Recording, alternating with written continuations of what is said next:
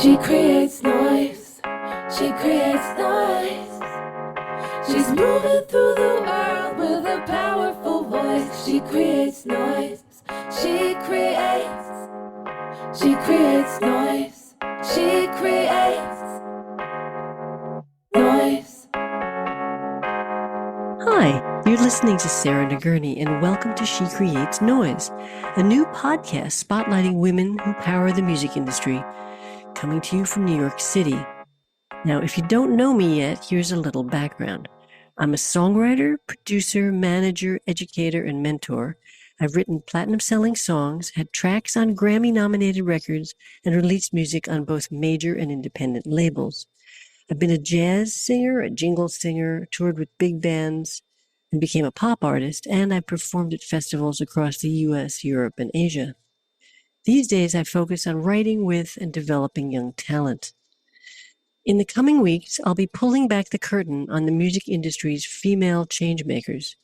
Some are close friends, others I'm just getting to know, but all have reshaped the business in profound ways. My goal here is to help listeners better understand how the music business really works, and just how instrumental women behind the scenes have been. You'll hear from both sides of the desk: artists, producers, managers, label executives, lawyers, women making things happen, often without the spotlight on them. Thank you for joining me on this journey. Now let's dive in. She creates noise. Today's guest is one of the most respected and globally influential A&R leaders in music publishing, Kim Frankiewicz. As EVP of Worldwide A&R at Concord Music Publishing, she leads a powerhouse international team built on artist-first values, creative excellence, and a truly global reach. Under her watch, Concord has grown into one of the world's most innovative independent publishers, representing nearly 1 million copyrights at artists like Tyla, Omar Apollo, A.G. Cook, Fraser T. Smith, Jin Jin, and Amy Wadge. Kim's journey started in Australia with INXS before taking her to New York, London, and beyond, signing and developing acts like Daft Punk, Kaiser Chiefs, Mark Ronson, and Kathy Dennis, as well as brokering major catalog deals with Pink Floyd and Genesis. Phil Collins. She's been named to Billboard's Global Power Players and UK Power Players lists, honored by Music Week and the music business worldwide, and next year she'll be receiving the prestigious Seymour Stein Global A&R Awards at Muse Expo in Burbank. Welcome to the podcast, Kim. Thank you so much. She creates noise. So lovely to have you today, Kim. Thank you so much for coming to the podcast. I'd love to talk to you a bit about your experiences and how you got into this crazy business. From Sydney to London and New York, your career has been defined by both global reach and deep artistic relationships. Looking back, what early moment or decision set you on this path? Tell us a bit about your journey. Okay, well, firstly, thank you for having me. It's an interesting journey because it was a journey that happened by accident. I had left school, had no idea what I wanted to do with my life. I was quite young, and I went off and did, which you did back in those days, a secretarial course.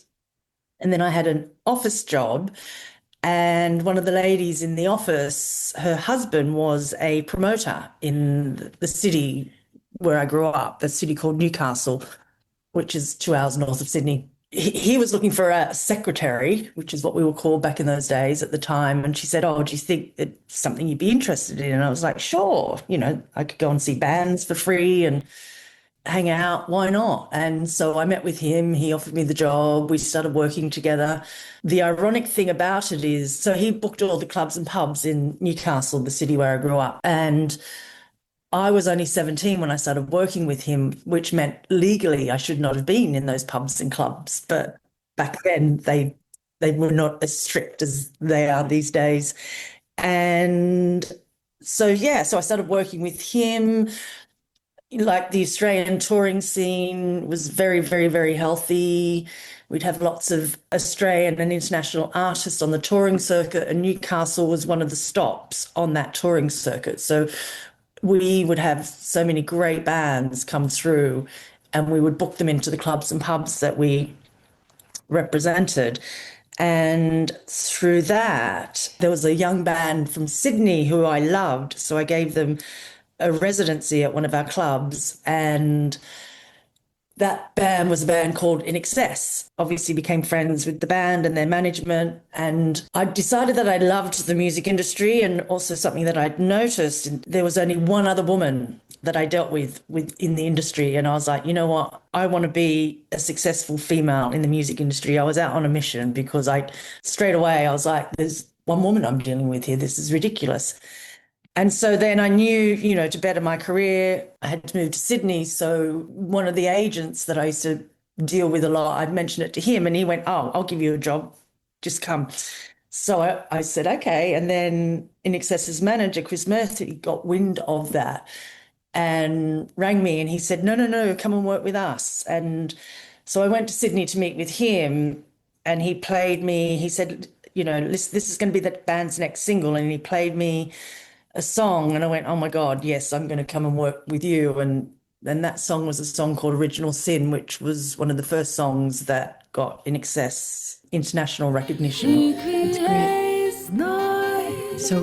So lucky and natural, it just kind of flowed. And Yeah. in those days, you could kind of fall into things in a bit more.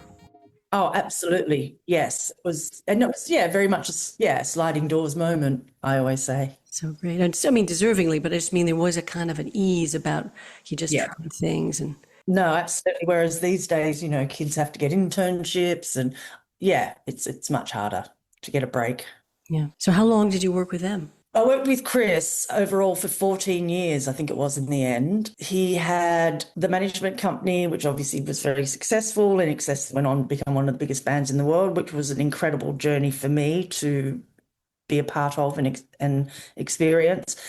And then he was very smart and a great entrepreneur, and he wanted to set up a publishing company. He'd set it up, but he wasn't really doing anything with it. And then he took me out for dinner one night and said, oh, I really want you to go and run the publishing company for me. And I was like, no way, boring. And then he's like, look, think about it. When you're in your 50s, do you still want to be in management, having to be out on the road, you have to be available 24 hours a day?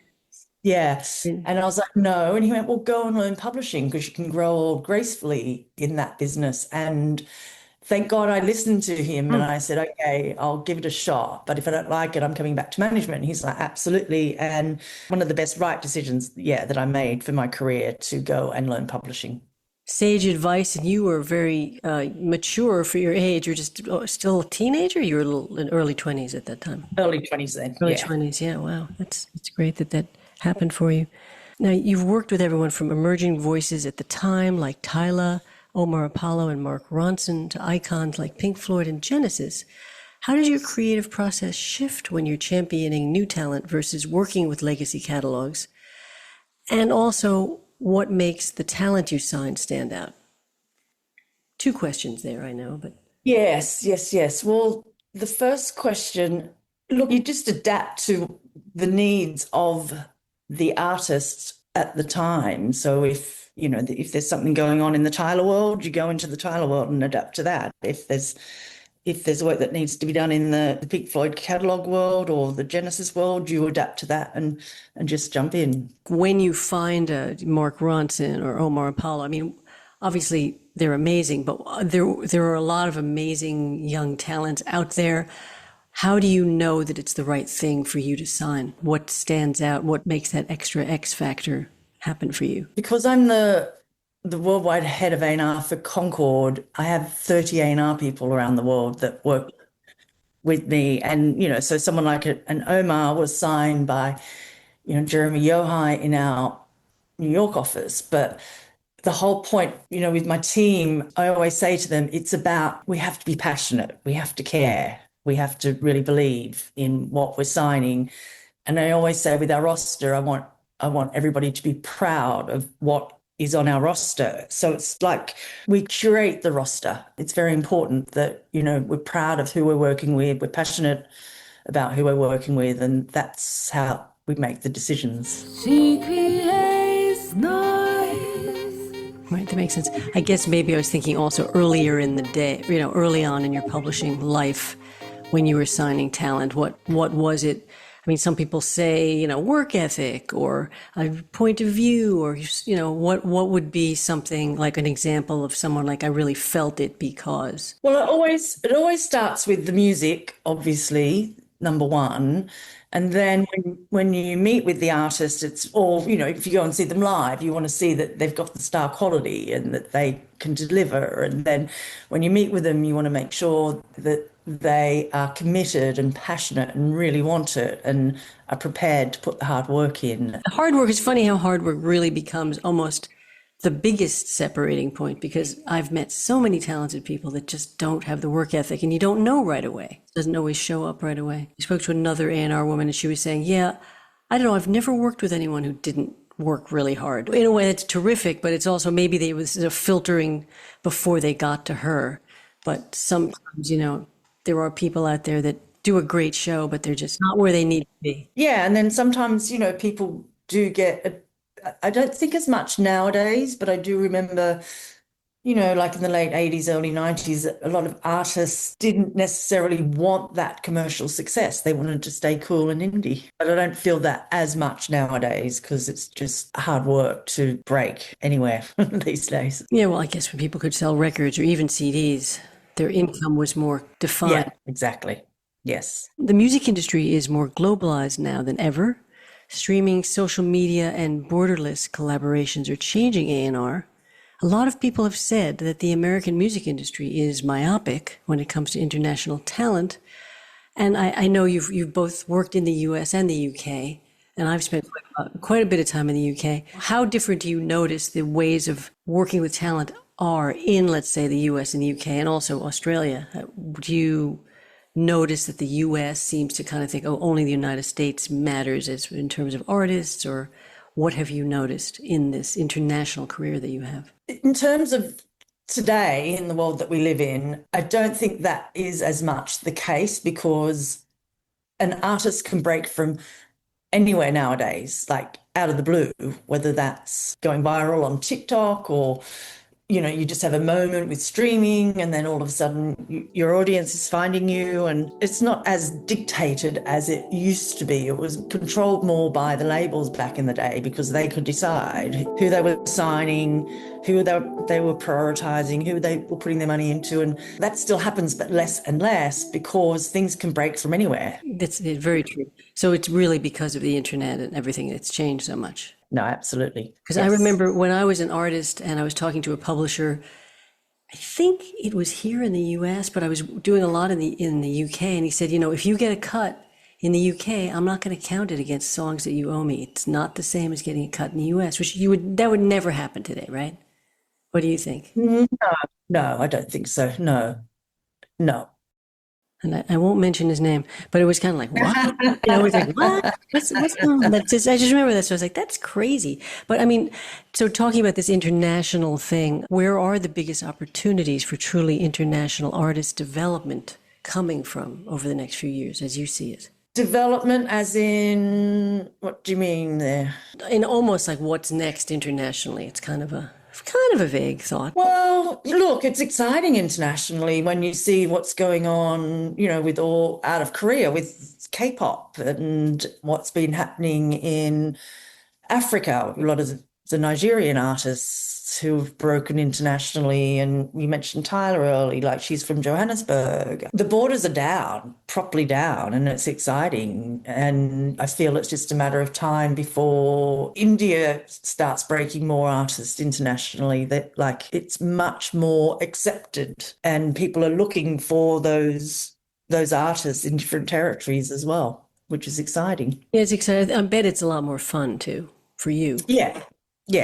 No, it is. Yeah. And, the whole K-pop thing is fantastic because we're constantly plugging songs in that territory and getting cuts. And it's fantastic for the writers and the producers. It's a great income for them. Yeah, that's a place where they still sell CDs. Oh, yeah. Incredibly so. Yeah. It is a great market. Now, you've spoken about artist first values.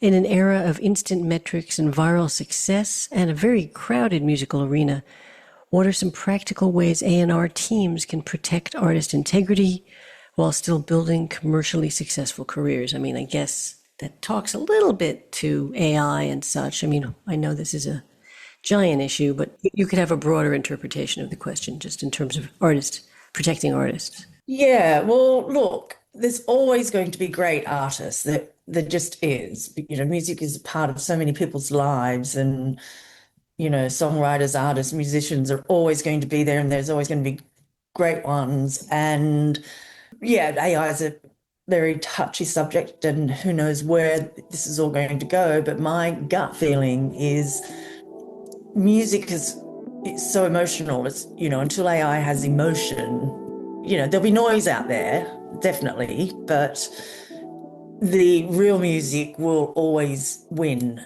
at some point. I mean, like Timbaland signed an AI artist, whatever that means, right? Yeah, as I said, there's going to be noise out there, and there's going to be people experimenting, and music's going to come out. Like, I'm having friends who send me their music that they've made on AI. I'm like, oh my God, this is doing my head in. Like, this is just going to get out of control. Because everyone all of a sudden thinks that they can make a song, write a song and be an artist. But there's so much more that has to go into it. And as I said, and the big part of it is the emotion and the truth and the honesty and the feeling. And, you know, that's where it all starts, just doesn't it? She creates noise. Point of view. Yeah, I mean, actually, a very respected songwriter, artist friend of mine, I just tried Suno because the producer was just not finishing it. It was scary, you know, how good it did sound. I mean, it was still kind of cheesy, but we were like looking at each other going, oh my God, the future is here. And it was spooky.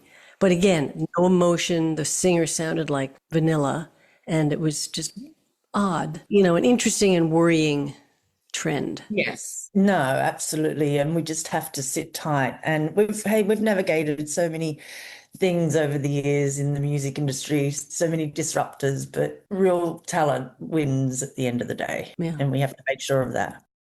I do think that's true. So anyway, I want to bring up, you know, many congratulations because you're about to receive the Seymour Stein Global A&R Award, which honors executives who combine vision discovery and artist development at the highest level. Seymour was known for trusting his gut and betting on acts before the world caught up. How do you balance instinct with data and market trends in your own approach to signing and nurturing artists? I'm still old school, and I stick to my guns on this, and I teach my team this as well. It's like, yes, we can look at streaming numbers and social media and things like that kind of help us see that there's something moving.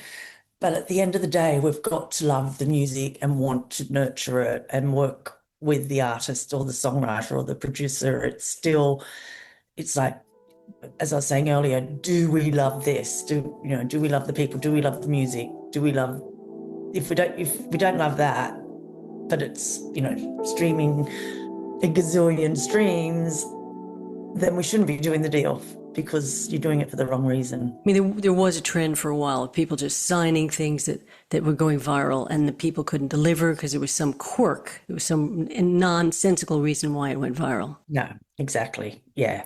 And we never got caught up in that, ever. We just stuck to our guns. It's like, you know, if you believe in the music and the artist or the songwriter producer, then it will all work still. Very exciting. I know that's next. The award is going to be next March, right, in Burbank? Yes. At Muse Expo with the lovely Sat Bisla. Yes. That's great. Will you be do you come to New York at all? I was just in New York, but this award is in LA. But I was just in New York for the week for the NMPA AG and Songwriter Hall of Fame. And that's where I met you, actually. Yes, it was. You're correct. Yes. With another future guest. Receiving this award places you among a very select group of industry leaders. Can you pass along some Seymour-style piece of advice to the next generation of A&R professionals? And if so, what would it be and why? Well, once again, going back to, you have to be passionate. Like, if you're doing a deal with someone, you've got to be going into it for the long ride, not the short ride. And you have to have the passion for the music and the artist. And I always say, I get a bigger kick out of re-signing someone than the first time we signed them, because that means that it's working and everybody's doing a good job and we're all enjoying what we're doing. But it really is about believing and knowing that it's not going to happen overnight. You've got to put the legwork in, the hard work in, everybody does, and stick with it and be passionate, most importantly. She creates noise. What role or what changes have you seen, I should say, for women in the music business? I know you mentioned very early on, you said, wow, there are no other women here. How have you seen things change? I know there's challenges for everyone in any business. What could you say to young women that want to get into this business? Yes, it has changed very much so, in a good, like there's so many more wonderful, wonderful women in the business now. It's a tough career for a female. It's not a 9-to-5 job at all. Like, I'm out still to this day, sometimes on average 3 nights a week, whether that's going to gigs or having to go to a dinner or this or that. I travel a lot. You asked me earlier, like, do I have children? No, I don't have children, and probably there's lots of reasons for that. But I was in a career that it's tougher to make that decision, to be able to do both. And just because of the nature of the career, especially in the A&R world, as I said, because it's not 9-to-5 and it takes up a lot of your time. Right. I mean, I think it's also easier now for younger women because there have been some accommodations made for them to have kids. And I've seen some of the, let's say, 40-somethings I've interviewed do have kids. So I just think that you were a trailblazer. I don't know how old you are, but I think you're older than 40. And I do think, I'm interviewing sort of, I'd say 40 to something or other aged women. And the experience of the younger women has been an easier road. I mean, there are still challenges, as there will be, but I think it has been a little bit better for them because of people like you who just worked your brains off, and you had to show that you were better because women had to do that. Just be great all the time and not have time for a family. And also, I think, husbands or partners, I should say, help out more these days as well, don't they? Times have changed. Times have definitely changed. So I just wanted to ask something a little, off the beaten path, like some kind of unexpected story or some artist that you signed that was particularly surprising, or something that we haven't talked about that might be unexpected. I look at myself as being an introvert, and also I'm someone, I absolutely hate public speaking and even doing things like this. I hate talking about myself, but public speaking, I get really, really nervous. And when I tell people that, because I'm always out and about and socializing, and, you have to be, there and in the moment. If I say to people, well, actually, I'm an introvert, they just shake their head and go, there's absolutely no way. But I am. I'm much happier sitting at home being quiet than being out and about. I guess people wouldn't know that because you are in charge of so many people and you're running such a big organization that we wouldn't be a natural thing, people would say about you. No, exactly. Is there anything else that I haven't brought up that you feel we should talk about? Not that I can think of. I wish, no, I think we're good. Do you? Yeah, I mean, I think we've covered a lot of things. It's such an interesting story. I love how you started at 17. That's just great. And from Australia to England, So where do you like living best? Look, I love Australia because that's my home country. I absolutely loved living in New York, but I was in my 30s and having lots and lots of fun.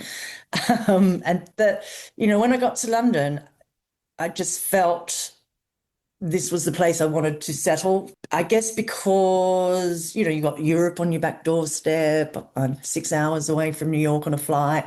It's still a long way to Australia, but it's just been lovely to be able to have the experience in all 3 countries, really. Yeah, I think England is really great. I love the business there, and I love the people. Yes. And you can have a house with a backyard and still live in London, which is awesome. Yeah. There's lots of greenery, lots of parks and greenery, and it's lovely in that Yeah. It's more livable than New York, much as I love New York. Yes, it is. Very much so. Well, thank you so much, Kim Frankiewicz. It's been lovely to have you on the podcast. So interesting, and I appreciate you making the time. No, well, thank you. And I hope this has all been okay for you. It's all been terrific. Thank you again. Thanks, Sarah. She creates noise. I'd like to thank today's sponsor, Herd City, the premier audio post-production company servicing the advertising, motion picture, and television industries right here in NYC. I'd also like to thank Ann Tello, aka XO Ann, for singing the She Creates Noise theme that I wrote. Thanks for listening to She Creates Noise. If you enjoyed this episode, be sure to subscribe, rate, and share. I want to thank the team here, Blair Reinley, Yelena Stavanovich, Emily Wilson, and the Master of Engineering and Grammy-winning Cooper Anderson. We'll see you next time. She creates noise. She creates noise. She creates noise. We hear her voice. She creates noise.